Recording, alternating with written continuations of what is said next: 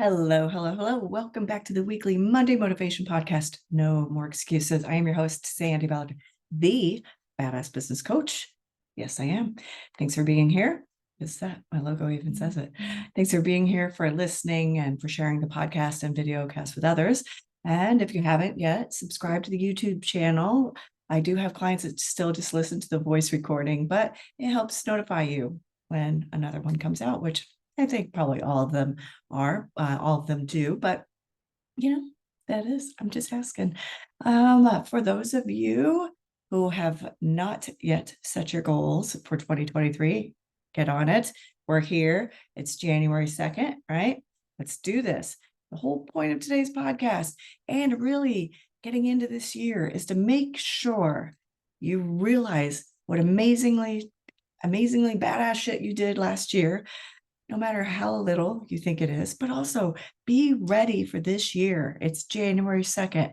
Yes, it's only January 2nd and it's already January 2nd. All right. So take some time to really think about what you did in 2022.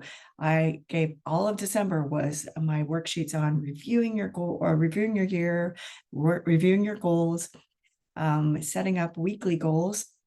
And then the last worksheet, the last activity was to make sure you set up your 2023 goals and really dig deep, because this year, I don't know about you, but I'm ready to grow even more personally and professionally. All right. And what can I do to make that happen? Well, maybe get back to my first year podcast, maybe get back to my third year podcast. I don't know. Dig deeper. For me, I'm going to dig deeper. But let's talk about what we did. So I want to know what you accomplished in 2022. What two things, really, maybe 2 to 3 things, really just when you think about that, you smile, you're excited, you want to talk about it.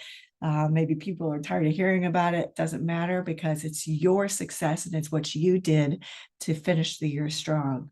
So I'd love to hear from you. Email me, Sandi@sandiballard.com. And remember, Sandi is with an I, just like it says. And comment here, wherever you're finding this podcast. Make sure you share with the world, brag about it. Tell everyone, what 2 or 3 things did you do that just really, you're like, fuck yeah, I did it, right? Well, my 2 things is my 4th book that hopefully all of you know about. And if you've not gotten it, please do. Number 4, so leverage. And that's really what I'm going to dig into this year in the podcast, is leveraging. What can you do to leverage other people's talents to help you? What can you do to leverage your own to help someone else? What do you even have to leverage? Because we all have something somebody else wants. We all have what somebody else needs. Are we letting that shine? Are we letting people know about it, right? And so I'm going to be digging into that as well, but also my badass bitch hot sauce. Look, and I match. I didn't even plan that. So this is so different. It's made with Scotch bonnets and it's garlicky, not like the kind of garlic it's going to carry with you all day, but it's a little more on the garlic side, and it's different. The color is different. And next thing I need to make sure I do that. So, but those things, I know I have one more, but it's off the top of my head. Maybe it was because it was the second half of the year that all this stuff came to fruition. I talked about a hot sauce with my client, Dave, with Amazing Hazels. He makes hot sauce, chili sauce, Bloody Mary mix, seasonings, and now he's getting into toffee, and it's actually really good. So if you have a bit of a sweet tooth, check out AmazingHazels.com. But I talked about it with him, and I kept saying, I want a badass hot sauce. And, since that is my logo, we finally sat down. He listened to what I liked, didn't like about the hot sauce, and he made it for me. And it's amazing. I sold out all 4 cases when I was back in Indianapolis earlier in December when I did my book launch. So, what 2 things, that can be tiny. When I was back in Indy, we had our last women's group meeting of the year. There were a couple people that were like, I just don't really feel like anything was totally badass. I'm here, I'm alive, I'm healthy. I'm like, that's a start. These couple of years have been a shit show for so many of us, right?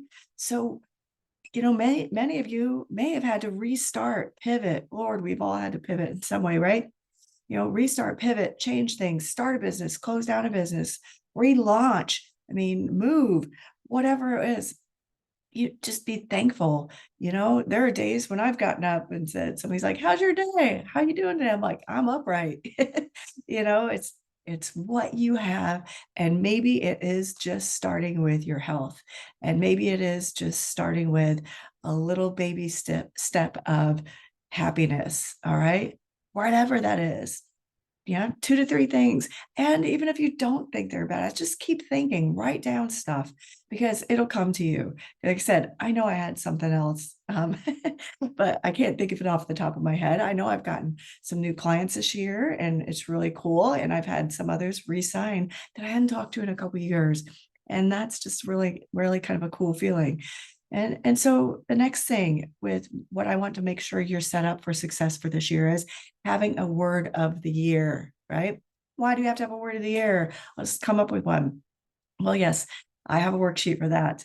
I created the worksheet, I think probably 5 or 6 years ago now, just out of my own head. I was just kind of coming up with it as I was doing a quick workout at home, kept writing down words on my whiteboard. And I was like, oh, I can actually make this into a worksheet. And now I use it with all my clients every year and myself. And so, it's something you can get it from me, email me, or download it from my website, badassbusiness.coach. Go to the worksheets page. But quickly, I'll look through there, look at it and tell you. So the first step is to write down 5 words that come to your mind. They don't have to match or anything, just 5 words. Okay. Then the next step is you go back and write down, what does that word mean to you? Right? A word that comes to my mind is logical. I'm an engineer's daughter. And what does that mean? Well, it has to make sense. Another word is engage. What does that mean to me? To connect, to be more involved, to, I guess, and be more engaging, which would get people, I guess it's more energy and get people more connected together as well. And then step 3 is fill in the blanks using the words. Well, I'm going to use my word of the year, which ended up being engage. To be more engaged, to be engaging, I will be more involved with my networking associations and memberships I'm part of. And from it, I'll be more involved. I'll be a stronger part of the community. I'll be able to give back more easily to others. And so you write down the 5 words, you write down what those 5 words mean to you. And then step 3 is you fill in the blanks. So you write down those 5 words. To be blank, I will be blank. And from it, I will. And the result of becoming that word, right? And then you look at it and which one just resonates with you the most. Give it some time. I've had people hang the sheet up or hang up the words individually around the house. And then whatever word connects with you the most, that's your word of the year. And the whole point of having that word of the year is to recognize when you're doing your goal reviews, is to recognize if things are off track, if shit's gone sideways, if you're not feeling as badass as you should, right? Well, I had a client already email me and say her word of the year is me. And she was like, LOL, it felt like it might be a little selfish. And I'm like, hell no, that's not. That's perfect. Because as you learn to set up stronger, healthier boundaries for yourself, you can quickly identify if I am not feeling satisfied, if I am not feeling happy, loved, excited, fulfilled, whatever, what's happening. So as you check your progress on your goals, have your word of the year right up there with it on top of your sheet and just say, okay, is something going on? Did something happen? Am I living by my word? And if things are off track, more than likely you're not living by your word. So that's the importance of the word of the year. All right. So it's January 2nd, or whenever you're listening to this, it better be soon. And let's start being badass. Let's dig deeper this year. Let's be as badass as we can be. All right. Look forward to hearing from you. Feel free to email me, Sandi at sandiballard.com. Comment here. I want to know what your word of the year is and what it's going to do to help you. I look forward to hearing from you. Cheers.